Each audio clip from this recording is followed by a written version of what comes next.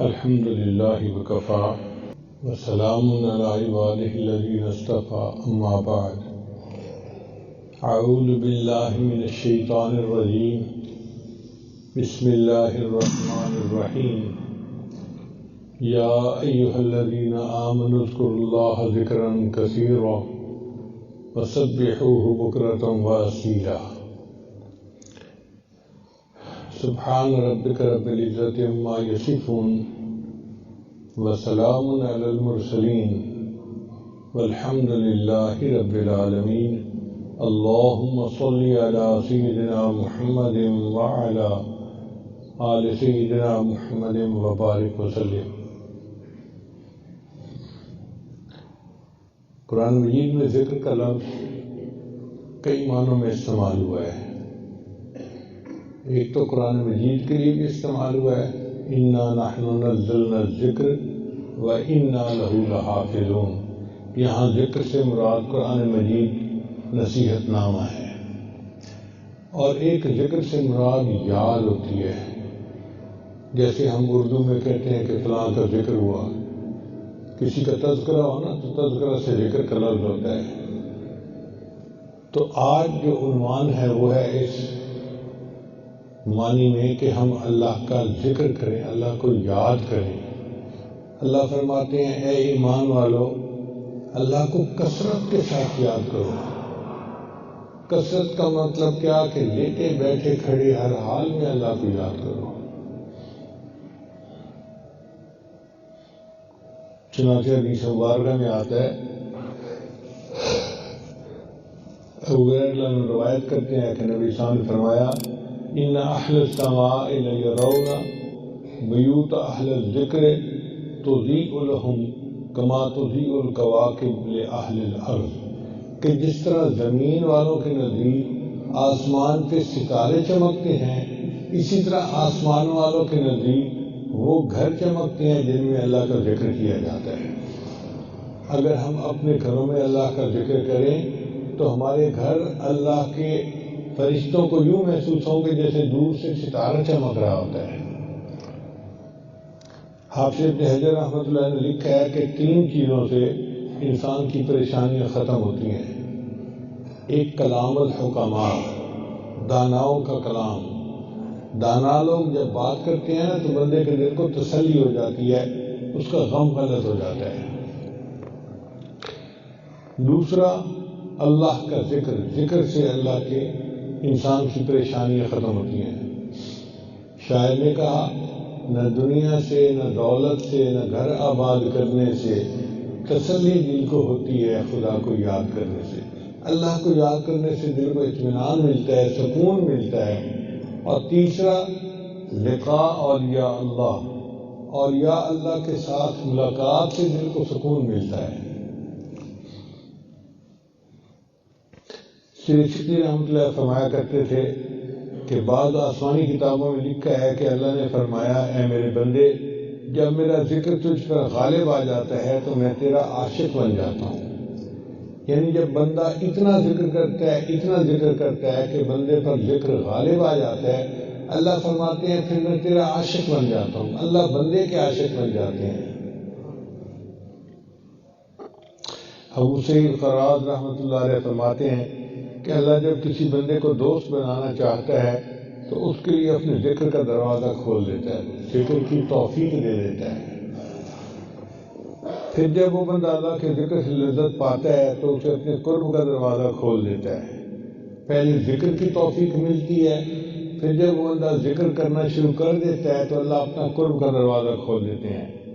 جب اس کو اللہ کا قرب نصیب ہوتا ہے تو اسے توحید کی کرسی پر بٹھا دیتا ہے، اللہ کا جلال اور عظمت اس کے سامنے کھل جاتے ہیں تو وہ اپنے آپ کو بھول جاتا ہے۔ وہ اللہ کا ذکر اتنا کرتا ہے کہ کرتے کرتے اپنے آپ کو ہی بھول جاتا ہے۔ اس کو مقام فنا کہتے ہیں۔ چنانچہ ایسا بندہ نفسانی دعووں سے بے نیاز ہو جاتا ہے۔ چنانچہ ایک حدیث مبارکہ میں آتا ہے کہ حضرت موسیٰ علیہ السلام نے اللہ تعالیٰ سے سوال کیا یا اللہ مجھے کیسے پتہ چلے کہ کون تیرا دوست ہے اور کون تیرا دشمن ہے؟ اللہ تعالیٰ نے جواب دیا موسیٰ علیہ السلام، جو میرا ذکر کرتا ہے وہ میرا دوست ہے، اور جو مجھ سے غافل ہے وہ میرا دشمن ہے۔ اس لیے ہمیں غفلت سے بچنا چاہیے اور ہر لمحے اللہ کو یاد کرنا چاہیے۔ رابعہ ادویہ وفات کے وقت انہوں نے اپنی خادمہ کو یہ وصیت کی کہ جب میں مر جاؤں تو جس گلڑی میں میں ہوں اسی میں مجھے دفن کرنا، الگ کفن دینے کی ضرورت نہیں ہے، اور کسی کو اطلاع بھی نہ دینا میرے مرنے کی۔ چنانچہ خادمہ نے اسی طرح کیا، زیادہ تشہیر بھی نہیں کی اور ان کو دفن کر دیا۔ خادمہ نے خواب میں دیکھا کہ رابعہ ادویہ بہت اچھے خوبصورت کپڑے پہنے ہوئے جنت کے باغ میں گھوم رہی ہیں۔ تو اس نے پوچھا، رابعہ آپ کے ساتھ آگے کیا معاملہ بنا؟ کہنے لگی کہ اللہ تعالیٰ نے میرے اوپر مہربانی فرمائی، اور تم اگر چاہتی ہو کہ تمہاری قبر روشن ہو تو تم اللہ کا ذکر کثرت کے ساتھ کیا کرو۔ تو جو بندہ اللہ کا ذکر کثرت کے ساتھ کرتا ہے اس کو پہلا انعام یہ ملتا ہے کہ دنیا کی پریشانیاں تو اللہ ختم کرتے ہی ہیں، اللہ تعالیٰ اس کی قبر کو بھی منور کر دیتے ہیں، قبر کو بھی روشن کر دیتے ہیں۔ یہ اللہ کا ذکر اتنا کریں کہ ذکر انسان کے اوپر غالب آ جائے، انسان اپنے آپ کو بھول جائے۔ چنانچہ باجی بستانی رحمۃ اللہ کا ایک مرید تھا، خدمت کرتا تھا، حضرت روز اس سے نام پوچھتے تھے، تیرا نام کیا ہے؟ حضرت میرا نام فلاں ہے۔ پھر دوسرے دن پوچھتے، تیرا نام کیا ہے؟ میرا نام فلاں ہے۔ ایک دن وہ کہنے لگا کہ حضرت میں 20 سال سے آپ کی خدمت کر رہا ہوں اور آپ کو ابھی تک میرا نام یاد نہیں ہوا۔ تو باجی بستانی رحمۃ اللہ نے فرمایا، ایک نام میرے دل پر ایسا غالب آ گیا ہے، اب کوئی اور نام میرے اس دل میں آتا ہی نہیں ہے۔ اور یہی حضرت حاجی امداد مکی رحمۃ اللہ کے بارے میں ہے، وہ اپنے داماد سے جب بھی ملتے تو پوچھتے، ارے میاں آپ کا نام کیا ہے؟ حضرت میں آپ کا داماد ہوں اور میرا نام فلاں ہے۔ اچھا۔ پھر دوبارہ سامنے سے گزرتا، ارے میاں تم کون ہو؟ حضرت میں آپ کا داماد ہوں اور میرے فلاں نام ہے۔ اچھا۔ اس نے بھی ایک دن کہا کہ اتنا عرصہ ہو گیا آپ کو ابھی تک میرا نام یاد نہیں ہوا۔ تو حضرت نے جواب دیا، بھائی میں کیا کروں، ایک نام میرے دل پر ایسا غالب آ گیا ہے، اب کوئی دوسرا نام میرے دل میں آتا ہی نہیں ہے۔ اللہ کا نام بڑی برکت والا ہے، تبارک اسم ربک، اللہ فرماتے ہیں برکت والا نام ہے تیرے رب کا۔ اس نام کی برکت کا اندازہ لگائیے کہ ایک لڑکی جو غیر محرم ہے اس کی طرف دیکھنا حرام، اس سے بات کرنا حرام، اس کے بارے میں سوچنا حرام، وہ غیر محرم لڑکی اگر نکاح کے بندھن میں بن جاتی ہے تو وہ بیوی بن جاتی ہے، سب اپنوں سے بڑی اپنی بن گئی اور رازدار زندگی کی ساتھی بن گئی۔ اس کو کس چیز نے ساتھی بنایا؟ اللہ کے نام نے اس کو ساتھی بنایا۔ ہم جو نکاح پڑھتے ہیں تو اللہ کے نام پہ رشتہ ہوتا ہے۔ اللہ تعالیٰ قرآن میں فرماتے ہیں کہ تساءلون بہ والارحام، تم ان کے ذریعے سے اپنے رشتے جو ہے نا وہ آپس میں جوڑتے ہو۔ تو اللہ کا نام لیا گیا، ایسا رشتہ جڑا کہ وہ غیر محرم لڑکی محرم بن گئی، زندگی کی ساتھی کہلانے لگی۔ اللہ کے نام کی برکت دیکھیے۔ فقہاء نے لکھا ہے کہ نبی صاحب نے فرمایا کہ جب کوئی کتا کسی برتن کو سونگھ لے تو اس کو 7 مرتبہ پانی سے دھوئیں اور 8ویں مرتبہ اس کو ریت کے ساتھ اچھی طرح صاف کریں، یعنی اتنا ناپاک ہوتا ہے کہ 8 مرتبہ برتن دھونے کے بعد پاک ہوتا ہے۔ اس شکاری کتے کو اگر آپ چھوڑ دیں اللہ کا نام لے کر شکار کے اوپر، اور وہ خرگوش کو پکڑ کے لائے اور خرگوش اس کے منہ میں مر بھی جائے، تو حدیث پاک میں آتا ہے کہ اس گوشت کا کھانا بندے کے لیے جائز ہوتا ہے۔ اب آپ دیکھیے کہ ایسا نجس جانور تھا کہ وہ منہ لگائے تو 8 مرتبہ برتن کو دھونا پڑتا ہے، مگر اللہ کے نام سے اس کو ہم نے چھوڑا تو اس کا کیا ہوا شکار اللہ نے حلال کر دیا۔ اللہ کے نام کی برکت دیکھیے کتنی زیادہ ہے۔ اس لیے جانور جب ذبح ہوتا ہے تو بسم اللہ اللہ اکبر اس پر اللہ کا نام لیتے ہیں تو وہ حلال بن جاتا ہے، اور اگر ویسے اس کی جان نکل جائے تو وہی جانور حرام ہو جاتا ہے۔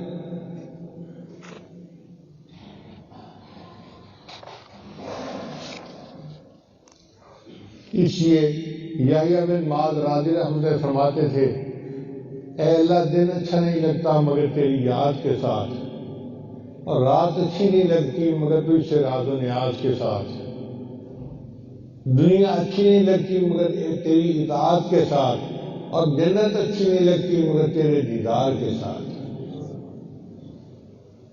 تو جن کو اللہ سے محبت ہوتی ہے پھر وہ اللہ کا دیدار چاہتے ہیں اور اللہ کی یاد میں زندگی گزارتے ہیں۔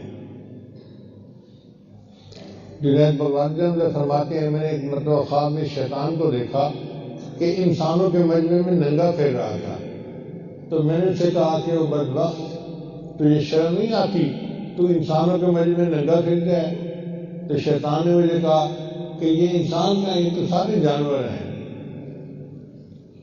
میں نے کہا جانور کیا؟ کہنے لگے ہاں انسان تو وہ ہیں جو شنیجیہ کی مسجد میں بیٹھے ہوئے ہیں۔ کہتے ہیں میری آنکھ کھل گئی تو میں نے جا کے دیکھا تو شنیجیہ کی مسجد میں کچھ لوگ تھے جو سر جھکائے ہوئے بیٹھے مراقبہ کر رہے تھے، جو ذکر کر رہے تھے اس کو شیطان نے مرد کہا، اور جو ذکر سے غافل تھے وہ کہتا ہے یہ تو انسان بھی نہیں تو غافل ہیں، میں ان کے ساتھ کھیلتا ہوں جیسا بچے کھلونے کے ساتھ کھیلتے ہیں۔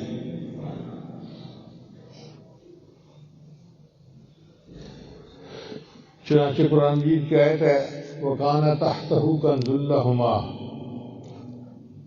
تو کنز سے مراد سونے کی ایک تختی تھی جس پر 7 سطریں لکھی ہوئی تھی، ان میں سے ایک سطر یہ لکھی ہوئی تھی، مجھے تعجب ہے اس شخص پر جو اللہ تعالیٰ کو پہچانتا ہے پھر بھی کسی اور چیز کا ذکر کرتا ہے۔ ابو امامہ رضی اللہ عنہ فرماتے ہیں، ایک آدمی نے مجھے کہا کہ میں نے خواب میں دیکھا آپ جب کھڑے ہوتے ہیں یا بیٹھتے ہیں، اندر جاتے ہیں یا باہر آتے ہیں تو فرشتے آپ کے لیے دعا کرتے ہیں۔ یعنی صحابی سے اس بندے نے کہا کہ میں نے یہ خواب دیکھا ہے کہ آپ جب اٹھتے ہیں، بیٹھتے ہیں، اندر جاتے ہیں یا باہر آتے ہیں تو فرشتے آپ کے لیے دعائیں کرتے ہیں۔ ان کا کہ یہ کام تو تم بھی کر سکتے ہو۔ پوچھا وہ کیسے؟ ان قرآن مجید کی آیت پڑھی، یا ایھا الذین آمنوا اذکروا اللہ ذکرا کثیرا وسبحوہ بکرۃ واصیلا، کہ اے ایمان والو اللہ کا ذکر کثرت سے کرو اور صبح و شام اپنے اللہ کی تسبیح بیان کرو۔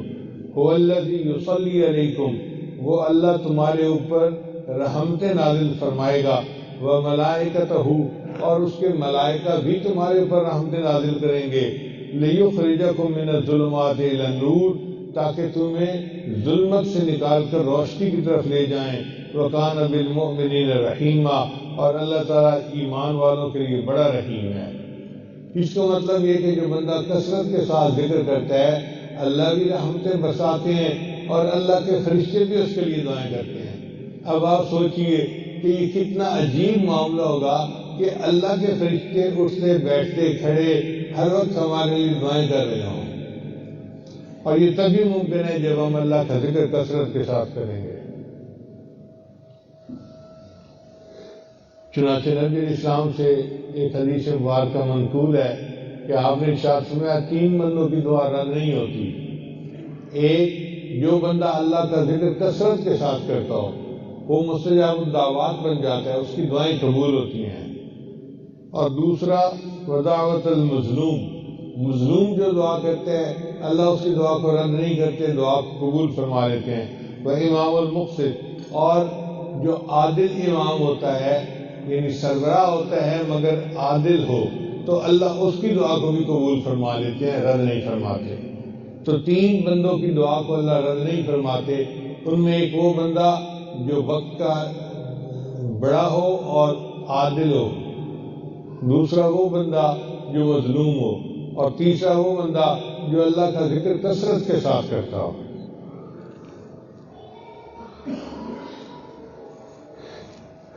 چنانچہ بزرگوں نے کہا ان لکل بیت زینۃ، ہر گھر کی زینت ہوتی ہے، وزینت المساجد الرجال علی ذکر اللہ، اور مسجد کی زینت وہ بندے ہوتے ہیں جو اللہ کا ذکر کثرت کے ساتھ کرتے ہیں۔ چنانچہ اللہ نے مسجدوں کے بارے میں فرمایا فی بیوت اذن اللہ ان ترفع، یہ وہ گھر ہیں جن کو اللہ نے اونچا بنانے کا حکم دیا۔ مسجد کے اونچائی ہونی چاہیے، عام گھروں سے زیادہ اونچی ہونی چاہیے۔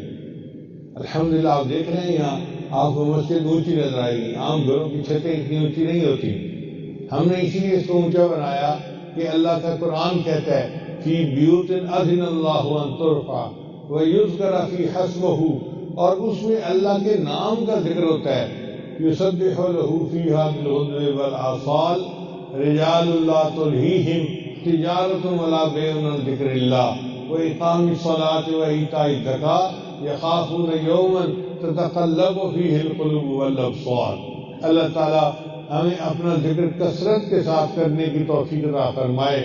چنانچہ نبی صاحب نے ارشاد فرمایا کہ ذکر کرنے والے آگے نکل گئے۔ تو ایک صحابی نے پوچھا اے اللہ کے رسول آگے نکل گئے سے کیا مراد؟ فرمایا جو اللہ کا ذکر کثرت کے ساتھ کرتے ہیں اللہ ان کو اپنا قرب عطا کر دیتا ہے اور دوسروں سے آگے نکل جاتے ہیں۔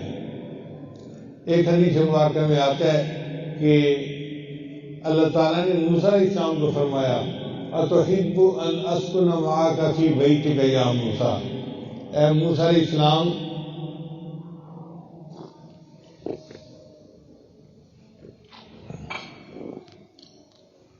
کیا آپ اس بات کو پسند کرتے ہیں کہ میں آپ کے ساتھ آپ کے گھر میں رہوں؟ اب اللہ فرما رہے ہیں اور موسیٰ علیہ السلام کو کہہ رہے ہیں کہ اے موسیٰ علیہ السلام کیا آپ اس بات کو پسند کرتے ہیں کہ میں آپ کے ساتھ آپ کے گھر میں رہوں؟ موسیٰ علیہ السلام تو اللہ کے عاشق تھے، حدیث مبارکہ میں آتا ہے فخر للہ ساجدہ، تو موسیٰ علیہ السلام تو فوراً سجدے میں چلے گئے اور سجدے میں جا کے کہا اے اللہ کیف تسکن معی فی بیتی، تو میرے ساتھ میرے گھر میں کیسے رہ سکتا ہے؟ اللہ نے فرمایا انا جلیس مع من ذکرنی، جو میرا ذکر کرتا ہے میں اس کا ہم جلیس ہوتا ہوں، میں اس کے پاس بیٹھا ہوا ہوتا ہوں۔ ہم جتنی دیر بیٹھ کے اللہ کا ذکر کرتے ہیں اللہ ہمارے ساتھ ہوتا ہے۔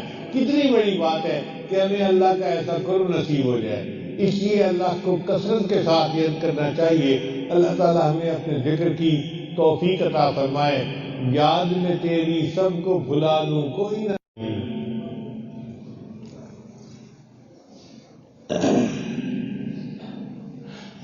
بہت سارے دوست بیت کی نیت سے آئے ہیں تو یہ آج اس توبہ کے کلمات پڑھائے گا، آپ سچے دل کے ساتھ یہ کلمات پیچھے پیچھے پڑھتے جائیے۔ پڑھیے بسم اللہ الرحمن الرحیم، لا الہ الا اللہ محمد الرسول اللہ، آمنت باللہ وملائکتہ وکتبہ ورسلہ والیوم الآخر والقدر خیرہ وشرہ من اللہ تعالی والبعث بعد الموت، آمنت باللہ کما ہوا باسمائہ وصفاتہ وقبلت جمیع احکامہ اقرار باللسان وتصدیق بالقلب، اشہد ان لا الہ الا اللہ واشہد ان محمدا عبدہ ورسولہ، استغفر اللہ ربی من کل ذنب واتوب الیہ برحمتک یا ارحم الراحمین۔ ان کلمات کو پڑھنے سے ہم تو بتائے ہو چکے ہیں، چند معمولات ہیں جن کو باقاعدگی سے کریں گے تو اللہ تعالیٰ دل کو منور کریں گے۔ پہلا عمل ہے 100 مرتبہ استغفار صبح شام پڑھنا، دوسرا ہے 100 مرتبہ اللہ اللہ اللہ پڑھ رہا ہے اور میں سن رہا ہوں۔ انشاءاللہ 15-20 منٹ صبح شام مراقبہ شروع کر دیں گے، آپ کے دل میں اللہ کی محبت بڑھے گی، آپ خود اس کی حرارت کو محسوس کریں گے۔